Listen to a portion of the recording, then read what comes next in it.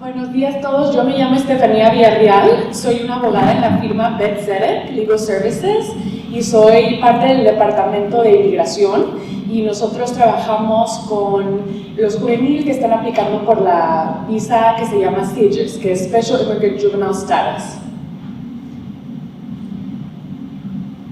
Y estoy aquí hoy para hablar un poco más sobre el plan de emergencia de las familias por si llega a pasar lo peor, lo que no queremos pensar, que si detienen a alguien en su familia, a ustedes, a un ser conocido, o hasta si llega a pasar una deportación. Muchas de estas presentaciones son sobre los derechos de uno cuando se les presenta un agente de inmigración, y para eso creo que me dijeron que imprimieron o tienen las tarjetas rojas. No sé si han escuchado sobre las tarjetas rojas. Son unas que están circulando ahorita. Sí, creo que van por ellas aquí. Y solo les quiero avisar tantito de esto, porque estas son muchas de las preguntas que nos tiene la gente. Sí, esas son, estas se las van a repartir y si se quieren llevar tantitas más pueden. Solo les quiero decir tantito sobre estas. De un lado viene en español bueno, no todos, pero un resumen de los derechos constitucionales que tienen si se les presenta un agente de inmigración, y dice cosas como no abra la puerta, no conteste ninguna pregunta sin abogado, no firme nada sin abogado, y que también pueden entregar esta tarjeta si tienen alguna interacción con un oficial. Por ejemplo, si les llegan a tocar a la puerta, y la pueden poner en la ventana o la pueden mandar abajo de la puerta para enseñarla, o si es manejando también la pueden dar, o si van caminando en persona también se las pueden dar. Y atrás dice en inglés todo lo mismo, pero está diciendo que quieren usar esos derechos, ¿verdad? O sea, del lado del español les dice estas son las cosas que deben de hacer o no deben de hacer, y del otro lado en inglés dice no deseo hablar con usted, no voy a firmar nada sin abogado, y así lo explica en inglés para que ellos lo puedan leer y saber que ustedes están manteniendo estos derechos.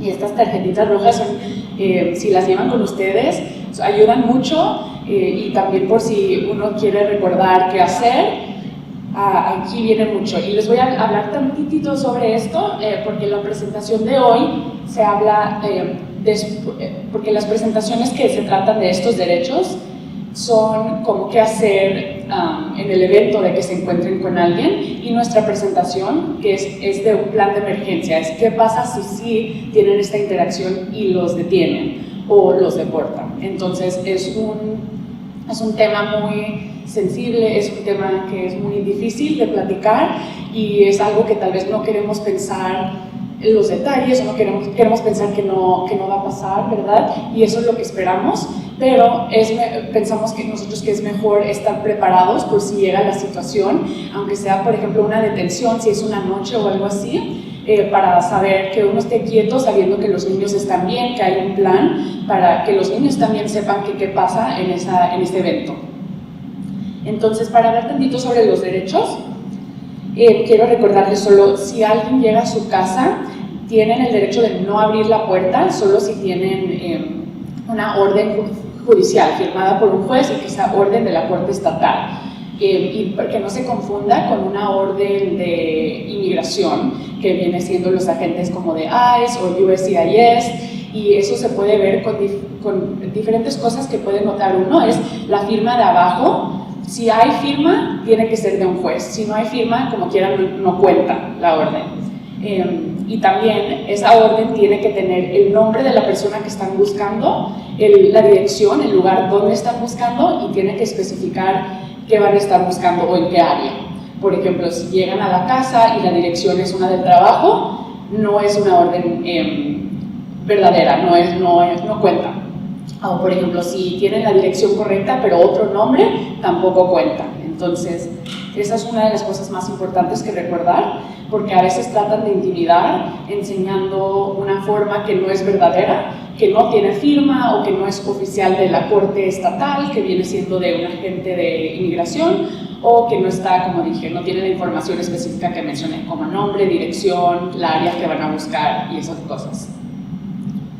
y como mencioné, no pueden entrar a la casa si no tienen esa orden, o también si alguien da permiso ya pueden entrar. Entonces es muy importante que uno no dé permiso de entrar a la casa y que mantengan firmes en decir ese derecho de ustedes, es decir, no le voy a dejar entrar, enséñeme una orden oficial, ¿verdad?, de un juez estatal. También es importante no contestar ninguna pregunta. Tenemos el derecho de mantener silencio cuando interactuamos con todos los oficiales, que también incluye la policía, y también agentes de inmigración. Entonces, es muy importante mantener ese silencio y tenemos que decir que vamos a mantener el silencio. Y como mencioné, esta tarjetita dice que va a hacer eso en inglés, y del lado en español les recuerdo a ustedes que mantengan ese silencio. Y porque a veces una gente piensa que hablando y diciendo yo llevo 30 años aquí, o yo tengo esta visa, o cualquier cosa así, a veces la gente piensa que eso les ayuda al caso, pero desafortunadamente todo lo que uno dice en esa interacción la pueden usar contra ustedes ya que lleguen a la audiencia en la corte. Y también es importante no firmar nada sin primero hablar con un abogado, porque a veces también tratan de intimidar con decir algo como, por ejemplo, si firman este papel los dejo ir, ¿verdad? Y puede ser que llevan días, llevan horas o algo así, y alguien se quiere ir y dice, bueno, firmo, lo que sea, pero a veces, muchas veces, la verdad, no es verdad lo que están diciendo que dice el papel, y a veces es deportación voluntaria. Hacen eso muchas veces, aprovechan de que la gente se quiere ir o que no saben inglés o algo así, que no entienden lo que dice la forma, y aprovechan de eso. Entonces es muy importante no firmar nada, primero hablar con un abogado y asegurarse de que sabemos lo que estamos firmando, y como mencioné, hasta después de hablar con un abogado. Sí. Y también si no están en la casa, y se topan con alguien, por ejemplo, en la calle, es importante, si ven que les están haciendo muchas preguntas, y como dijimos, que queremos mantener silencio, no firmar nada y eso, y vemos que siguen preguntando cosas, se puede preguntar y se debe preguntar, ¿estoy libre para irme? ¿Me está deteniendo? Cosas así, porque si no los están deteniendo, no pueden tenerlos ahí, ¿verdad? Tienen que dejarlos ir. Entonces ustedes pueden decir, ok, no me está deteniendo, voy a irme. Y decir eso para que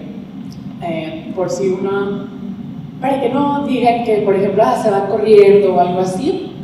Es importante mencionar, no estoy detenida, ok, me voy a ir. Es decir esas cosas. Entonces, en esas cosas lo decimos, pero lo demás es cuando mantenemos silencio. Por ejemplo, si nos dicen, sí, estamos deteniéndola, o la vamos a arrestar, o algo así, ya es cuando empezamos a pensar en todos esos derechos, mantener silencio, no firmar nada y todas esas cosas. Y últimamente lo que quiero mencionar sobre los derechos constitucionales es que no tiene que enseñar nada de documentos si los paran, por ejemplo, en la calle o algo así, solo si uno va manejando. Y no si van de pasajero o atrás, solo si uno va manejando se tiene que enseñar la licencia, lo que una persona normalmente tendría que enseñar en una parada, por ejemplo, con la policía o algo, que viene siendo solo la licencia, la registración del carro y el seguro. Son las únicas cosas. Entonces, esto habla del derecho de uno no tiene que enseñar ninguna cosa de su estatus migratorio, no tiene que enseñar ID, no tiene que decir cuál es su estatus. Si les preguntan, ¿tienen documentación o no? Esas cosas no las tienen que contestar y no las deben de contestar porque lo usan contra uno.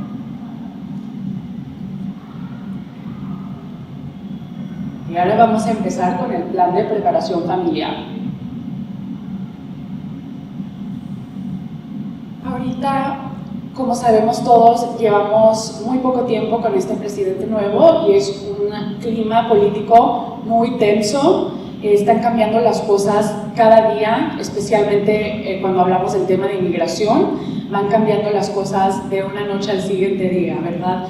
Entonces es importante permanecer informados, saber lo que está pasando, pero al mismo tiempo tener los planes de los que vamos a hablar hoy para que sepamos que mantener algo de paz y seguridad y saber que nuestras familias tienen plan, tienen a dónde ir, que todo el mundo va a quedar bien por si llega a tener alguien una interacción con un oficial de inmigración.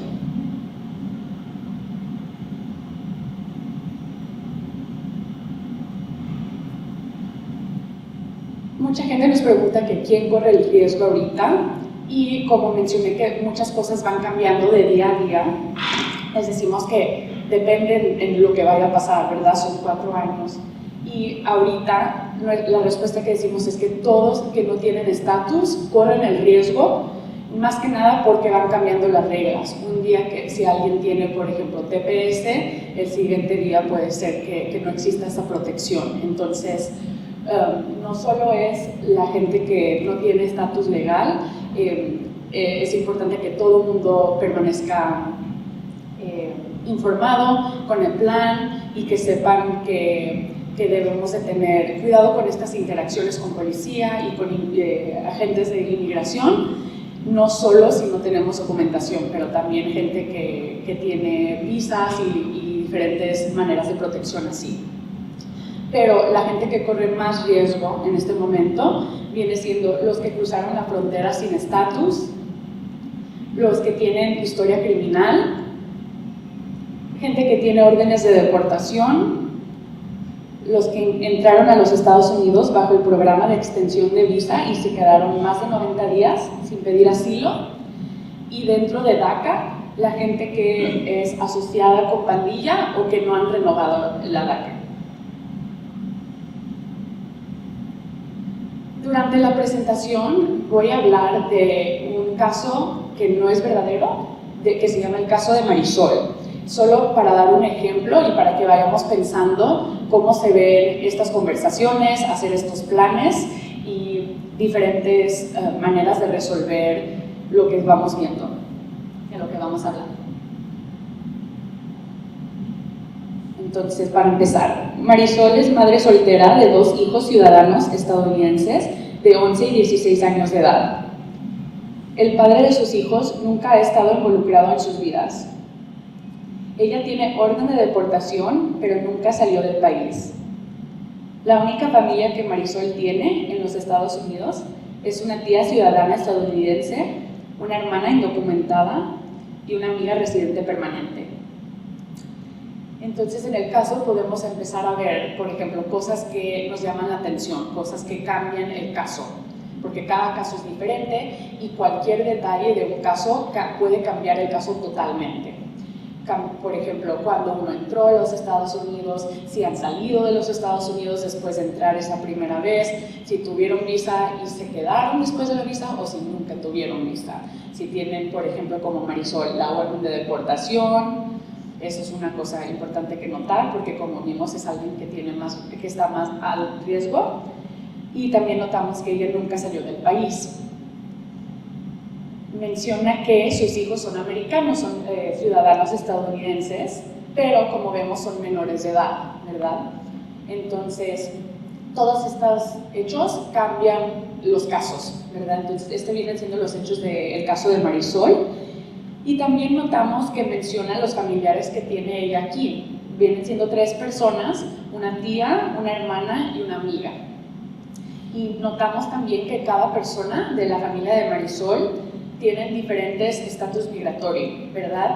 Y son unas cosas que empezamos a pensar, por ejemplo, cuando pensamos en el bienestar de los niños, dónde se quedarían, aunque fuera una noche, por ejemplo, con quién se sienten cómodos los niños, tal vez se llevan más con la amiga que con la tía, o tal vez porque una persona en la familia vive más cerca y los ven más, o tal vez se llevan más con alguien que es familiar, contra alguien que solo es amiga, o puede ser que tengan relación con la amiga que se ven más que con la tía que, por ejemplo, puede vivir como a 2 horas o algo así. Son cosas que empezamos a ver. Y también, como mencioné, la importancia del estatus migratorio es porque el estatus cambia la protección que tiene este adulto, ¿verdad? Entonces son cosas que también pensamos para ver si dejamos a los niños con alguien que es ciudadano, ahí es la mayor protección, porque a una persona que es ciudadana no los pueden deportar. Y una persona que es residente tiene también, es la protección abajo de ciudadanía, ¿verdad? Una persona que es residente tiene mucha protección aquí, pero hay cosas que pueden pasar en la ley de inmigración, que se puede, por ejemplo, revocar esa residencia y cosas así, pero es mucho menos probable que una persona que es, por ejemplo, indocumentada. Entonces, estas cosas son las que vemos, por ejemplo, y también puede ser que preparamos a varias personas, por ejemplo, Marisol, vamos a ver después cuando hablamos de la comunicación, Marisol puede hablar con todas estas personas, mencionar el caso, mencionar la situación y hablar sobre qué tan cómodos se sienten los adultos, qué tan cómodos están los niños estando con estas personas, si están preparados para cuidarlos, aunque sea una noche, una semana, pueden ser meses, cómo está la situación. Y son conversaciones que son muy difíciles, pero son muy importantes de tener por si llega a pasar algo, que no se quede uno pensando con todo el estrés que siente uno teniendo una interacción con oficiales de inmigración. Es peor no tener ese plan, ¿verdad? Porque tenemos esa preocupación y luego pensamos, ¿y los niños? ¿Dónde están? Y todo eso. Entonces, para evitar ese estrés mayor, es importante tener estas conversaciones.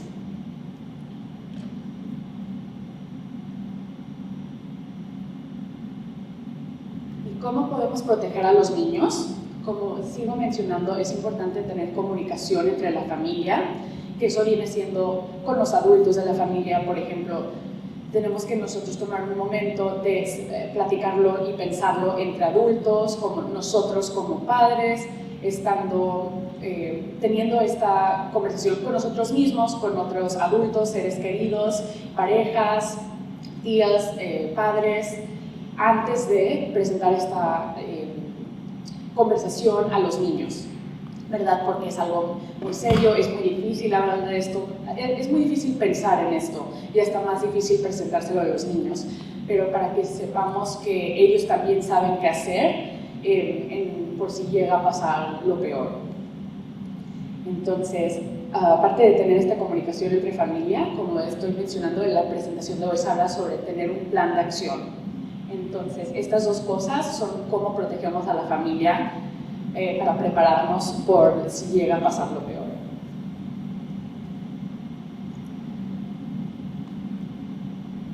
Y hablando sobre el plan de acción, hoy vamos a hablar sobre dos formas de que podemos preparar que los niños tengan con quién quedarse. Que vienen siendo una opción es una más informal y otra opción es un poco más formal, porque la primera opción informal no requiere que alguien vaya a la corte, que hable con un juez, nada así, y la segunda opción sí ya es algo un poco más formal porque sí requiere estar en la corte, llenar mucho más documentación, presentarse en la audiencia con un juez y cosas así.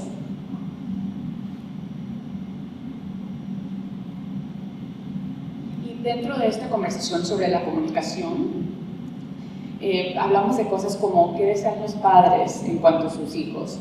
¿Prefieren que sus hijos se reúnan con ellos en su país si los deporten y se establecen allá? ¿O prefieren que sus hijos permanezcan aquí en los Estados Unidos, donde tienen acceso a cosas como la educación, los beneficios que se les puede dar a alguien que es ciudadano?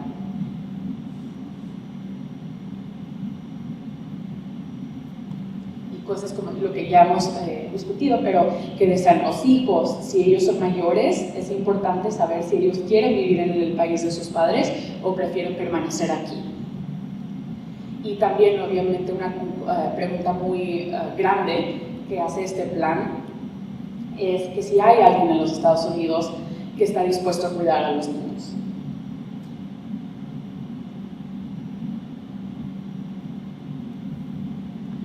Cual sea el plan que escojan entre la familia, es muy probable que sus hijos necesiten de un cuidador familiar mientras sus hijos se reúnen con usted, mientras usted esté detenido por inmigración o si sus hijos deciden permanecer en los Estados Unidos. Y como mencioné, vamos a hablar de estas dos opciones. La opción informal que mencioné se llama un cuidador informal. Y la opción más formal que mencioné, que sí se tiene que presentar con la audiencia de un juez, viene siendo un tutor legal.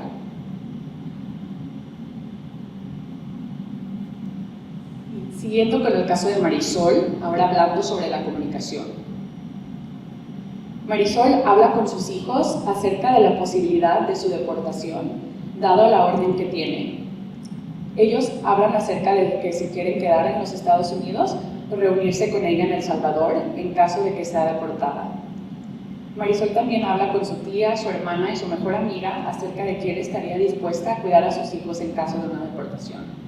Entonces aquí vemos el ejemplo que mencioné, que tenemos que hablar con todos, se habla con los adultos que podrían cuidar a los niños, identificamos si hay una persona o son varias que podrían ser este cuidador informal o cuidador de los niños, si sea informal o tutor legal. Pero se presenta esa opción, se hablan de esas cosas con los adultos, con los niños, lo pensamos nosotros, así como vemos que hace Marisol.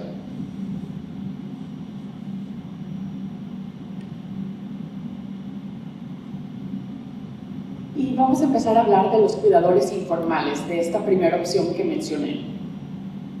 Generalmente, un cuidador informal asume la responsabilidad de un menor de edad sin que se involucre el sistema judicial estatal, ni el Servicio de Protección para Niños, ni cualquier otra autoridad. Y esta opción de ser cuidador informal, cada una tiene sus beneficios, ¿verdad? Y cada una sirve para algo diferente. Entonces, dependiendo de la situación de cada familia, de cada persona, vamos viendo estas dos opciones y no tiene que ser una contra la otra, podemos prepararnos para tener listas las dos opciones y vamos a hablar más de eso hoy.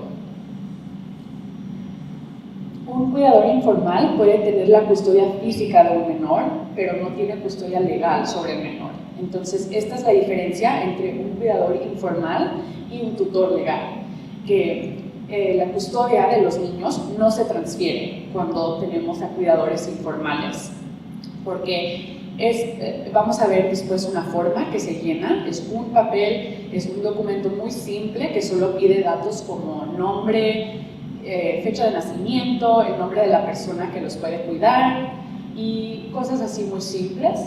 Y como vamos a hablar después, esa forma no se necesita tener lista, no se tiene que estar firmada hasta que llegue el momento, si llega el momento de que detienen a alguien, por ejemplo.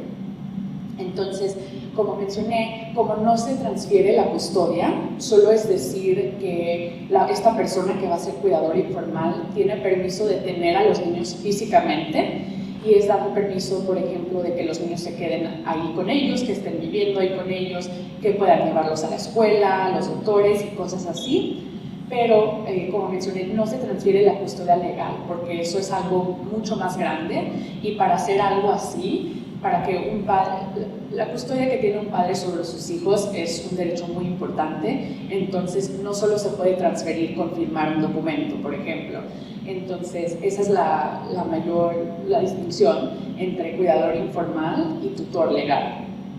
Y como no se transfiere esta custodia legal, podemos pensar que van a haber límites, ¿verdad? Entonces, una de las cosas buenas es que se puede hacer rápido, no se necesita ver con ningún juez, la corte, nada así, y se puede hacer entre una persona y otra. Entre una madre le puede decir a una tía, por ejemplo, quiero que seas cuidadora informal, se llena esa forma y se firma por la tía en el momento que se necesite, dura un año y es lo único que necesita hacer uno, no se tiene que entregar en ningún lado, no se tiene que meter el documento en la corte, nada así. Entonces, esta es una de las cosas buenas, pero como mencioné, que no transfiere la custodia, entonces va a haber límites en lo que puede hacer esa persona, ese cuidador informal.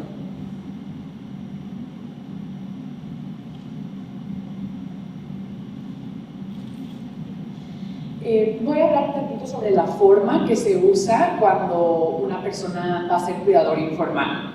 Y esto se llama la declaración jurada de autorización del cuidador familiar, que en inglés se dice Caregiver's Affidavit.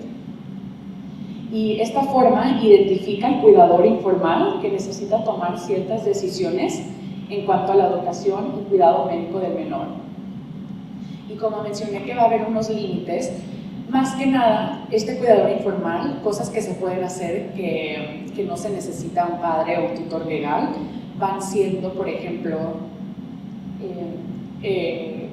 inscribir al menor a la escuela o si tienen que ir al doctor, por ejemplo, a una cita que no es algo grave, no es como una cirugía, si es algo como vacunas, algo simple así, el cuidador informal solo necesita presentar esa declaración que tienen firmada y pueden hacer esas decisiones por los niños. Vamos a decir que, por ejemplo, en el caso de Marisol, vamos a decir que ella vive por aquí y se van los niños a vivir con su tía, por ejemplo, una semana, un mes, cuanto sea, y vamos a decir que en ese tiempo se necesita ir al doctor. Entonces, con esa declaración, la tía de Marisol puede ir a llevarlos al doctor y no debe de ser un problema.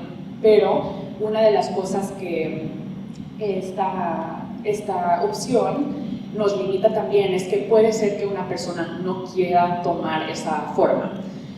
No es por decir que no es válida, es que a veces, por ejemplo, los doctores, si van a hacer algo un poco más invasivo como eso de una cirugía, pueden decir que no se sienten cómodos haciendo esto sin que un padre dé permiso, un tutor legal, alguien que sí tenga la custodia total, por ejemplo, la custodia legal que mencioné, y no solo permiso de tener a los niños físicamente, ¿verdad? Entonces, como mencioné de la escuela, por ejemplo, si vamos a decir que los niños se van a quedar aquí o va a ser un tiempo un poco más largo, que estamos pensando que no queremos que los niños paren de ir a la escuela y tengan que cambiar escuela si se mudan a otro lugar, entonces esta forma deja que el cuidador informal pueda inscribir a los niños en la escuela. Solo presentan esa forma y eso debe de ser lo único que se necesita para inscribir al niño. Y entonces son esas dos cosas más que nada para lo que se usa, porque lo demás no se necesita presentar el documento. Y es importante notar que el documento no tiene que ser notariado y no debe de ser notariado. Y se firma por el cuidador si llega el momento que se necesita y no por el padre. Entonces vamos a ver, parece que un ejemplo de esta forma, y al final está la firma y la fecha. Entonces, para preparar esta forma podemos tener todo ya lleno, que viene siendo los datos como el nombre, fecha de nacimiento, quién va a ser el cuidador y todo eso, y al final solo dejaríamos vacío la parte que es la firma y la fecha. Y con eso, si llega a presentarse el momento, vamos a decir que alguien habla y dice, me están deteniendo, en ese momento el cuidador que va a tener ese documento con ellos, lo firma, le pone la fecha y desde entonces ya se puede usar. Y esa forma se vence después de un año, entonces tenemos un año de que ese documento se puede usar y se puede firmar otra vez si se necesita más que un año y sería otra vez lo mismo y dura otro año.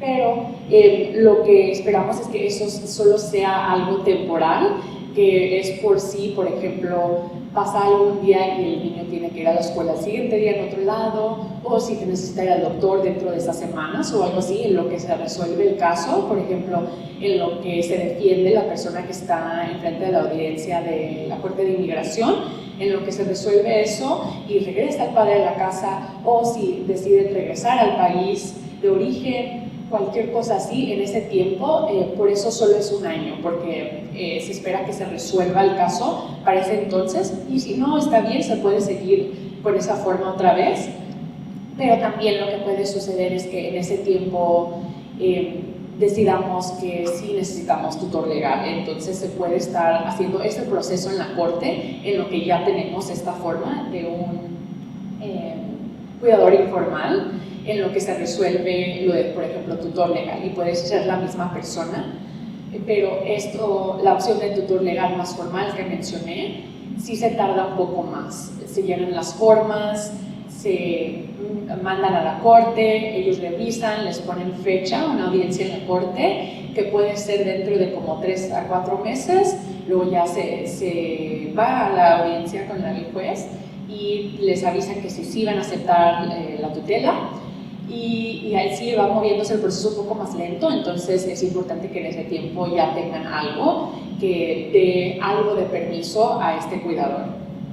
Y aquí tenemos la copia, es una copia solo informativa de cómo se ve la declaración.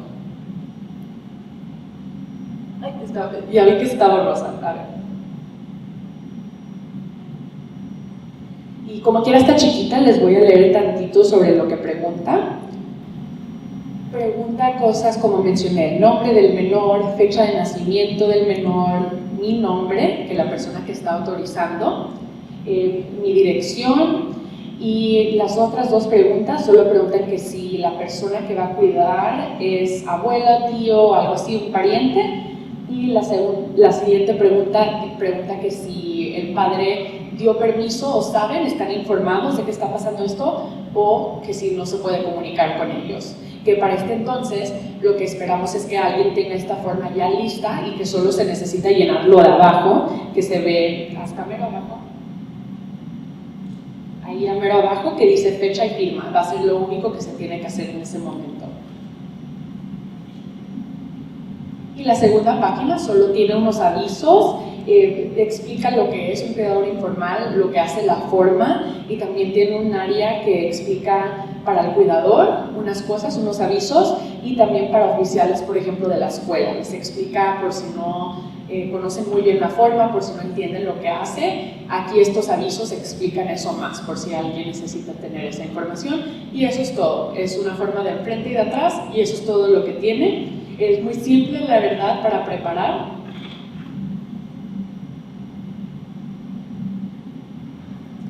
Y una nota muy, muy importante, porque mucha gente viene y nos dice que tienen cartas de poder que son notariadas diciendo que alguien está dando la custodia de sus hijos a alguien, por ejemplo, a un cuidador que han identificado dentro de su familia o alguien así.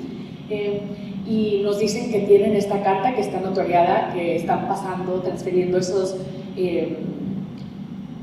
¿cómo se dice?, la custodia sobre los niños en el evento de que pase algo, pero es muy importante notar que no recomendamos esto para nada, porque como mencioné antes, dar la custodia sobre los niños, que padres den la custodia de los niños es un derecho muy grande y no solo se puede dar así. Entonces las cortes, los jueces en la ley quieren evitar de que se transfiera algo así en una manera como fraudulente o algo así. Entonces quieren saber que la gente, que todo el mundo que esté involucrado sepa lo que está pasando, que se presenten, que expliquen por qué quieren la tutela, por ejemplo, dar la custodia o adoptación, si esa es la situación. Entonces, como es algo tan serio, no se puede solo dar ese derecho con una carta. Entonces, no recomendamos que hagan eso porque puede ser que alguien piense, la tenemos ya, todo está listo, y luego no la acepten, porque eso no es una manera de transferir la custodia.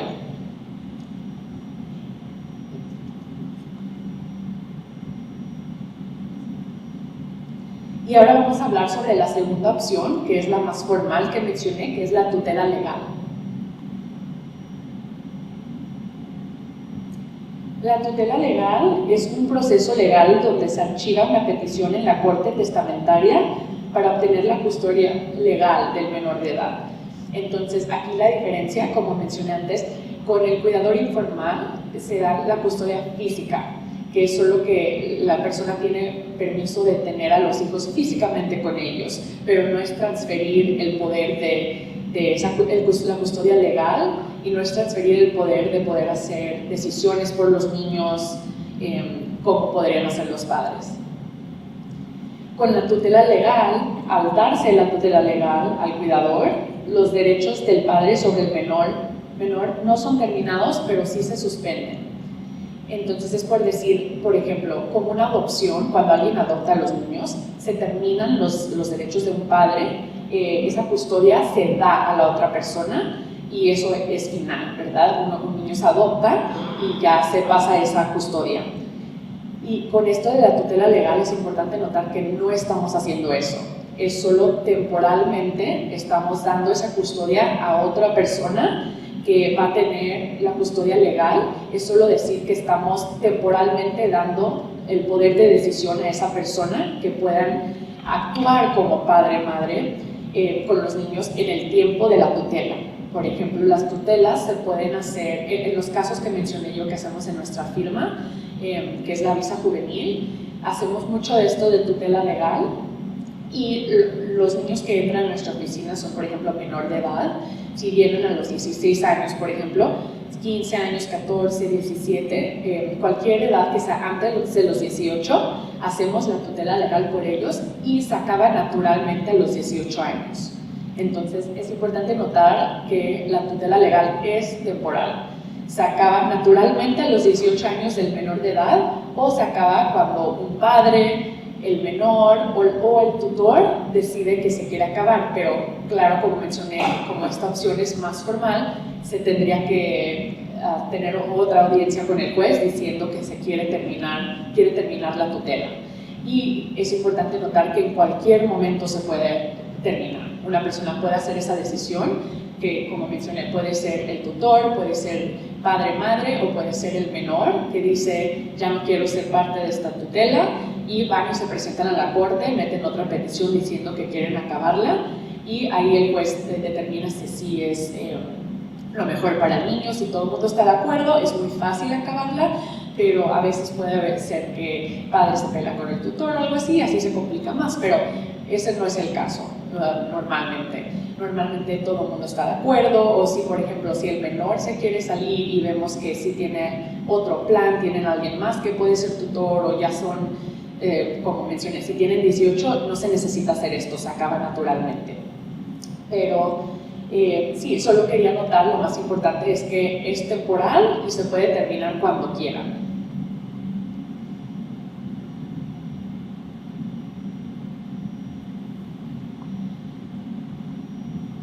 Solo para poner énfasis en los derechos de un tutor legal, como mencionamos que con el cuidador informal solo tienen derechos muy mínimos como inscribir a la escuela y llevar a citas, por ejemplo, de doctor que son nada muy invasivo, que es algo que no sea muy serio, como un check-up o algo así, dependiendo en el doctor si toman la forma, son cosas así limitadas. Y la diferencia, como mencioné, de los derechos de un tutor legal es que ellos pueden actuar a nombre del menor como si fueran madre o padre por ese tiempo de que tenemos la tutoría. Y también quiero notar, como mencioné, que se acaba naturalmente a los 18 años, que si el niño tiene 18, en California podemos tener una tutora legal o tutor legal hasta los 21 años, se extiende. Pero si los niños, por ejemplo, tienen ya 18 o más, cualquier tutoría naturalmente se acaba a los 21. Entonces ahí cambia la regla tantito, pero estos son detalles que uno no tiene que saber hasta que llegue ese momento. Y siguiendo con el caso de Marisol, ahora estamos viendo que si va a escoger cuidador informal o tutela, sí, o tutela legal.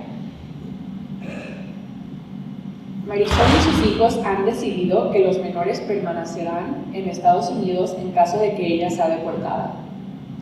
Su hermana y su mejor amiga están dispuestas a ser cuidadores de sus hijos, pero no saben si quieren pasar por un proceso legal en la corte testamentaria. Y esto trae un punto muy importante, que mucha gente, por ejemplo en los casos que vemos nosotros, la gente nos pregunta cosas como, pero si yo no tengo documentación, si yo no tengo visa o algo así, no soy residente, no soy ciudadano, ¿puedo ser tutor? Y la respuesta es que sí se puede, porque cuando pasamos por este proceso, es muy natural que uno se ponga nervioso pensando que va a estar enfrente de un juez, en la corte, que si le van a preguntar cosas sobre su estatus migratorio, si no se quieren poner en este riesgo, y son cosas muy importantes, ¿verdad? Y verdaderas, ese miedo, pero quiero avisarles que en este proceso no se preguntan para nada de un estatus migratorio, no investigan eso, no preguntan, no pueden, no deben. Entonces nosotros en nuestros casos que vemos, por ejemplo, muchos de los niños que sacan la tutela, sus tutores pueden ser hermano grande, tía, alguien así que tampoco tiene documentación, o hasta, por ejemplo, hemos visto casos que son amigos de la escuela, que uno tiene 16, otro tiene 18, y si no tienen a nadie más, se puede hacer eso. Entonces solo a veces vemos la situación a veces como solo una tía que es familiar, que tiene como 20 años más o algo así que el niño, pero estos casos, vemos muchos diferentes casos. Solo quiero mencionar eso para que podamos ser creativos con esto, ¿verdad? Para que solo los niños tengan algo en escrito formal que dice que alguien puede firmar por los niños, porque sabemos que si son menores no pueden hacer estas decisiones ellos mismos y luego no pueden, por ejemplo, sacar estos, por ejemplo, si van al doctor o algo así y necesitan cirugía, si no pueden hacerse la cirugía sin el permiso, aquí es cuando nos podemos poner creativos con quién puede ser tutor y estas cosas. Entonces, como mencioné, que uno puede sentir este miedo de pasar por el proceso, que es algo muy real, y uno no tiene que pasar por ese proceso si piensan que con ser solo cuidador informal va a ser suficiente. Pero como vamos a ver con este mismo caso de Marisol, pueden ir cambiando las cosas, que tenemos, por ejemplo, lo de cuidador informal listo, pero cambia algo que decimos, ok, ahora es tiempo de empezar la tutela. Y puede ser esa misma persona, o puede ser que identifique, por ejemplo, con el caso de Marisol, vamos a decir que su amiga dice, yo sí puedo ser tutora, y la tía dice, yo no quiero ser tutora, no quiero pasar por esto, mejor yo solo puedo ser cuidadora informal. Si cambia algo, ya podemos cambiar las cosas con tu amiga, por ejemplo. Los casos se ven muy diferentes con cada persona, no hay solo una manera de hacerlo. Y ahora voy a hablar tantito sobre las diferencias, que ya las he estado notando durante la presentación, pero para tener un resumen sobre las diferencias entre un cuidador informal y la tutela legal. Con un cuidador informal, los padres mantienen los derechos completos sobre el menor, y esto incluye el derecho a reclamar a su hijo en cualquier momento. Y la diferencia, como mencionamos con la tutela legal, es que los derechos del padre son suspendidos temporalmente y transferidos al tutor. Y algo que es igual de esto es que en cualquier momento el padre puede solicitar que el juez estatal termine esta tutela. Entonces la diferencia es la custodia, ¿verdad? Los derechos con cuidador informal permanecen con los padres y solo tienen derechos limitados. El cuidador informal y con la tutela sí se transfieren, solo temporalmente, pero con estas dos opciones en cualquier momento los padres pueden acabar esto. Una cosa muy importante que notar son algo sobre el tema de beneficios, ¿verdad? Con un cuidador informal, como no se están transfiriendo los derechos totalmente, el menor no es elegible para recibir, por ejemplo, seguro médico bajo este cuidador. Y esta es una diferencia muy importante con la tutela, que si alguien tiene una tutela, sí pueden ser elegibles para recibir algo como seguro médico bajo la persona que es tutor o tutora, ¿verdad? Si esa persona tiene como CalFresh o medical o algo así y ellos son elegibles, los niños pueden inscribirse bajo esa persona que sea tutor, porque ahí sí se están transfiriendo los derechos, aunque sea temporal. Con un cuidador informal, el cuidador no puede dar consentimiento cuando se requiere el consentimiento de padre o tutor. Como mencionamos, son cosas muy limitadas que se pueden hacer, pero a veces no se necesita más.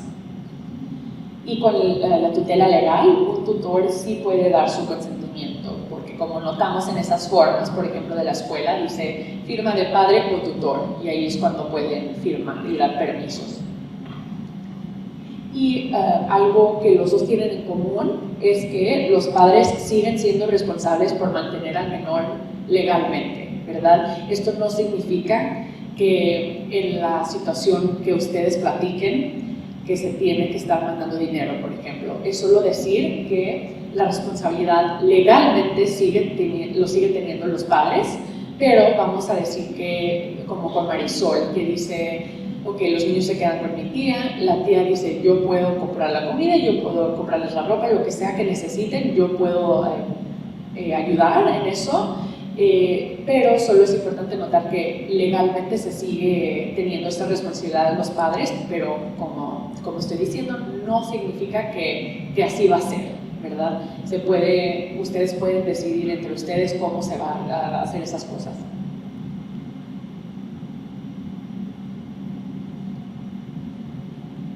Y como mencioné sobre los beneficios públicos, un menor de edad que es residente permanente o ciudadano es elegible para obtener los siguientes beneficios públicos si vive con un cuidador o un tutor legal, que vienen siendo CalWORKs, Medical, SSI, beneficios de sobrevivencia. Entonces aquí es importante notar que si el niño es residente o ciudadano, no importa que estén con cuidador o tutor legal, si ellos son elegibles, ellos pueden aplicar bajo su propio nombre. Entonces ahí es cuando la technicalidad de que no se puede inscribir bajo el cuidador informal. Si el niño es elegible él solo, ella sola, pueden ellos inscribirse por eso. Y siguiendo con el caso de Marisol, y ahora el tema es de una emergencia médica. Marisol fue deportada hace un mes y sus hijos están viviendo con su tía. La tía decidió no pedir la tutela legal porque no quiere ir a corte. Una semana después de que Marisol fue deportada, se enfermó uno de sus hijos y lo tienen que operar en una semana. Se necesita la autorización de un padre o un tutor para que su hijo reciba atención médica, pero no se puede comunicar con Marisol. Entonces aquí vamos viendo el ejemplo que mencioné, que van cambiando las cosas, ¿verdad? Y aquí notamos que no se puede comunicar con Marisol, entonces Marisol no puede dar el permiso. Y aquí también notamos que la tía que está cuidando a los niños no pidió la tutela porque no quería pasar por lo de la corte. Entonces aquí tenemos un cuidador informal, ¿verdad? Y sabemos que como tienen que operar al niño, va a ser, de seguro no van a tomar esa forma de cuidador informal, ¿verdad? Es lo más probable que no vayan a aceptar eso y que están, como dice aquí, que están pidiendo permiso de padre o tutor. Entonces aquí es donde empezamos a ver, por ejemplo, la amiga o la hermana quisiera ser tutora, ya hablamos con ellas, ya están preparadas para eso. O también tal vez la tía cambia de opinión, dice, ok, en esta situación ya que cambiaron las cosas, sí estoy dispuesta. O también empezamos a pensar que, como mencioné, el proceso de tutela se tarda más, ¿verdad? Mencioné que son como 3 a 4 meses hasta que llegamos a la audiencia, después de llenar la petición y todo eso, que es un poco tardado. Entonces pensamos en eso, no tenemos la tutela, las cirugías en una semana, ¿qué hacemos? ¿Verdad? No se puede comunicar con Marisol. Entonces, es importante notar que hay una manera de hacer este proceso más rápido en caso de, por ejemplo, una emergencia como esta. Se puede llenar una forma extra que va con la petición de tutela que menciona la razón por qué se necesita hacer más rápido. Y en ese caso les ponen la cita con el juez, esa audiencia, se las ponen dentro de unos días, como de 3 a 5 días les ponen esa audiencia y les pueden poner la tutela temporal por la emergencia, antes de que se haga la audiencia después de como 3 o 4 meses, como mencioné, que es lo más tardado ahorita, la verdad, pero puede ser como 2 meses o algo así. Pero como quiera, tenemos este caso que podemos hacer este proceso más rápido por una emergencia como esta.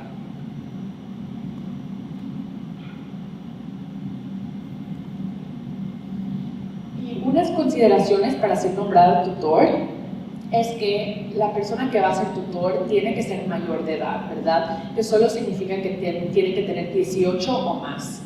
Como mencioné, ejemplo, que a veces tenemos hay niños que son sus hermanos más grandes, por ejemplo, ellos tienen 16 y el hermano grande tiene 18, o hasta puede ser un amigo, como mencioné, de la escuela, o algo así, un primo, algo así, o también pueden ser tías, tíos, familiares, maestros, gente así con la persona que está dispuesta a cuidar al niño y que tengan relación buena.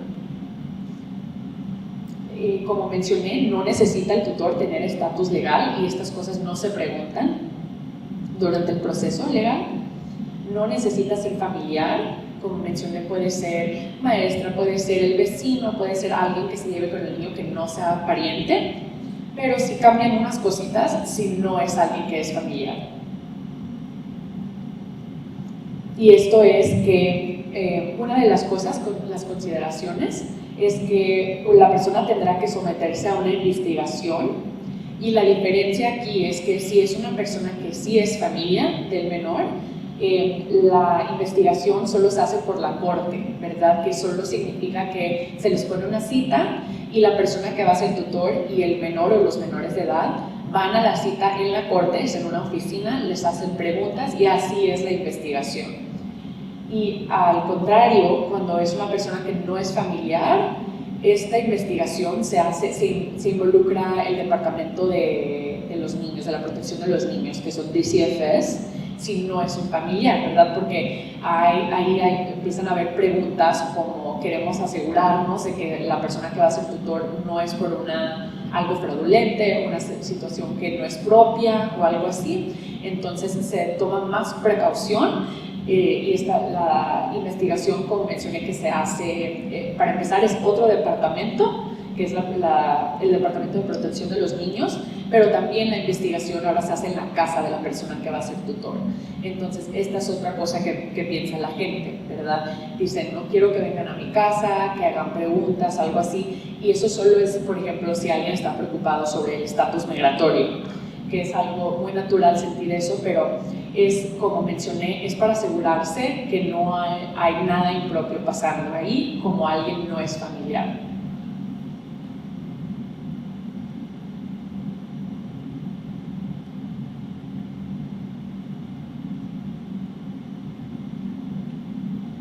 Y dentro de la tutela legal voy a hablar sobre algo que se llama la nominación condicional. Esta es una opción cuando llenamos la petición, que son varias formas para sacar la tutela. Hay una sección que menciona que si el tutor o tutora es nominado por el padre o los padres, o si esta persona está aplicando para ser tutor sin esa autorización de los padres, que no significa que los padres no están de acuerdo. Lo único que eso significa es que la nominación incluye la firma de uno o dos padres, ¿verdad? Y las cosas, como podemos imaginarnos, son un poco más simples si tenemos esta nominación, porque es decir, los padres o un padre o una madre, es decir, yo doy permiso, yo estoy no solo dando permiso, pero nominando a esta persona que sea tutor de mis hijos o mi hijo. Entonces hay unas cosas que ya no se tienen que hacer cuando tenemos esta nominación, que es, por ejemplo, si no nominamos los padres a una persona y no se llena esa parte, que solo es, tengo el ejemplo, déjame ver. Sí, aquí arriba donde está la flecha roja vemos que dice Nomination of Guardian, que es nominación del tutor. Y hay dos cajitas que para cada padre, y dice que yo soy madre del menor de edad y yo soy padre del menor de edad y nomino a esta persona para que sea tutor de mi hijo o mis hijos, ¿verdad? Y ahí se firma, y eso solo, como digo, simplifica las cosas, porque si no llenamos esa parte y llenamos mejor lo de abajo, que es esto, lo de abajo, abajo de la cajita, que solo dice consentimiento para ser tutor. Entonces eso de abajo solo dice que una persona que ellos solitos están como aplicando, que está aplicando el niño o la persona que va a ser tutor para ser tutora. Que la diferencia, como mencioné, es que si estamos nominando los padres, es decir, yo estoy nominando a esta persona, denles el permiso, ya tenemos todo eso como satisfecho.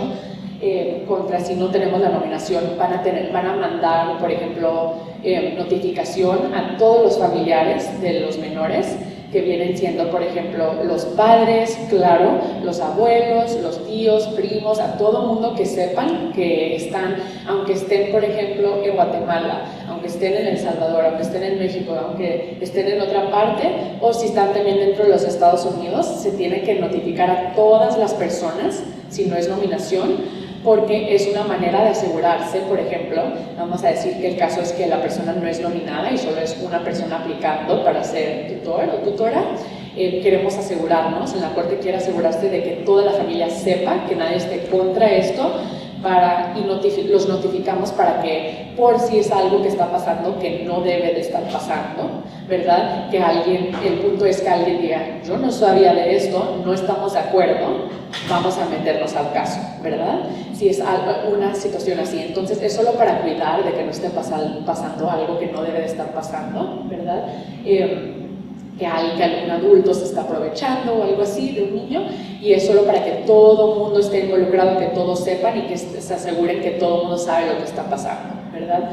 Entonces por eso con la nominación es mucho más fácil, más simple, no se tiene que identificar a toda esta gente, avisar y todas esas cosas, y eso solo es un ejemplo de cómo cambian las cosas. Entonces con esta nominación la forma que les enseñé es la GC211 y la forma se archiva con la Corte como parte de la petición de la tutela.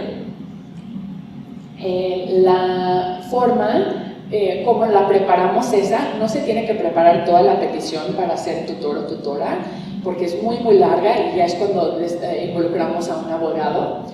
Pero esa parte de la nominación donde teníamos la flecha roja, donde se pone que yo soy madre, me llamo así, doy permiso a esta persona que sea tutor, esa es la parte que quisiéramos tener bien como los padres, es lo único, esa forma, la GC211 y solo esa sección que tiene la firma de la persona, y ahí se puede poner también la fecha si llegamos a mandar la petición. Y como mencioné, no se tiene que mandar, solo puede ser que la tenemos lista. Podemos tener la declaración con el cuidador informal y la GC211 con la nominación. Es todo para saber que tenemos las firmas necesarias, los documentos necesarios por si llega a pasar algo.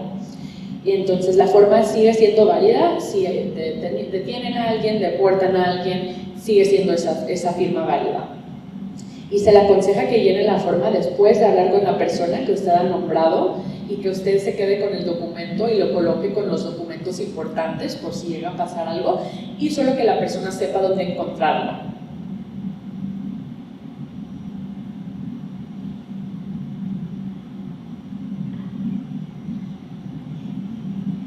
Y ahora les quiero recordar sobre cómo estar preparados, qué formas tener, qué documentos tener como una carpeta, un folder o algo así, que tengamos todo lo importante de los niños, de nosotros, cualquier cosa que se necesite en caso de una emergencia, para que el adulto que hemos identificado o los adultos sepan dónde encontrar todo.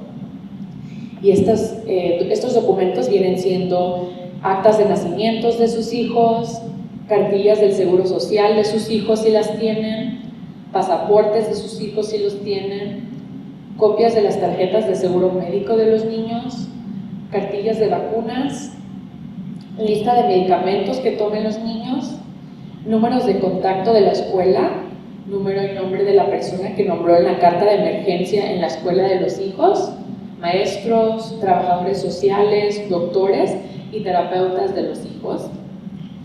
Y también si hay un caso que tienen una orden de restricción, es importante también tenerla en la carpeta, el folder, para que sepa el gobierno, por ejemplo, si se involucra el Departamento de Protección de los Niños, que no pasa, no quiero que se preocupen si identifican a alguien para que con quien se vayan los niños, aunque sea muy temporal, aunque sea una noche, 2 noches.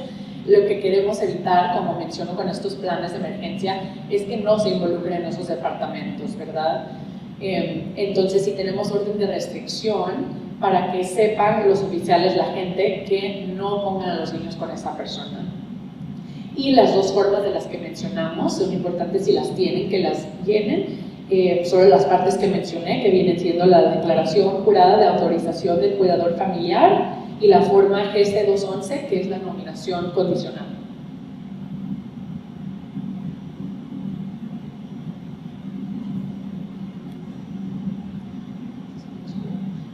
Esta parte ya la mencioné, pero solo para repasar, es el proceso de la tutela legal. Después de que uno archiva la petición y varias otras formas en la Corte Superior de Los Ángeles, que está en el centro, hay una audiencia ante un juez testamentario y dice que entre 6 a 8 semanas, pero vamos viendo en estos tiempos es más como 3 meses, y puede ser más o menos. Durante estas semanas que estamos esperando la audiencia es cuando ocurre la investigación de la Corte o del Departamento de Protección de Niños, dependiendo si es familiar o no. Si hay una razón urgente por la cual se necesita la tutela en menos de este tiempo, como mencioné, si es algo médico, una emergencia, algo así, o por ejemplo si el niño se tiene que ir del estado, algo así que es un poco más urgente, como mencioné, se puede pedir una tutela legal temporaria, donde se programa otra audiencia ante el juez en aproximadamente como 5 días.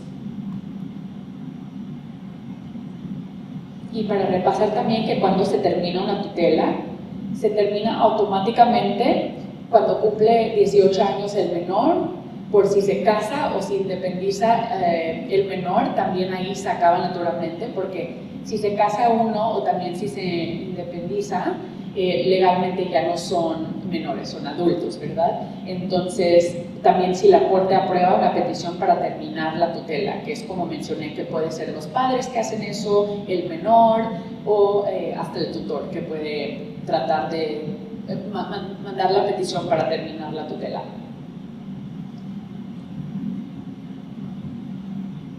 Ya se terminó la presentación y les quiero mencionar que si tienen preguntas, que ahorita que apaguen las cámaras, ya que estemos más privado, voy a estar aquí si me quieren hacer preguntas. Lo único que les menciono es que no puedo hablar necesariamente sobre el caso específico de cada persona, pero son preguntas un poco más generales, porque como pueden entender, se tienen que saber muchos detalles para aconsejar sobre cada caso, pero podemos hablar de cosas en general, mencionando la situación en que está cada persona. Muchas gracias a todos, que tengan buen día. La última cosa, queremos mencionar la firma en la que dije que trabajo, que se llama Bethesda Legal Services. Nosotros damos ayuda gratuita a las personas de bajos ingresos para preparar peticiones de tutela legal y también los representaremos en la Corte Estatal. Es parte de lo que hace mi departamento. Podemos hacer las tutelas, ¿verdad? Lo que mencioné sobre la visa que hacemos, ahí no sería el caso de ustedes. Pero con la tutela sí podemos ayudar en eso. Entonces, si quieren notar el teléfono, tomar foto, como quieran, ese es el teléfono de la oficina y ahí hablarían con alguien que los mandaría a nuestro departamento.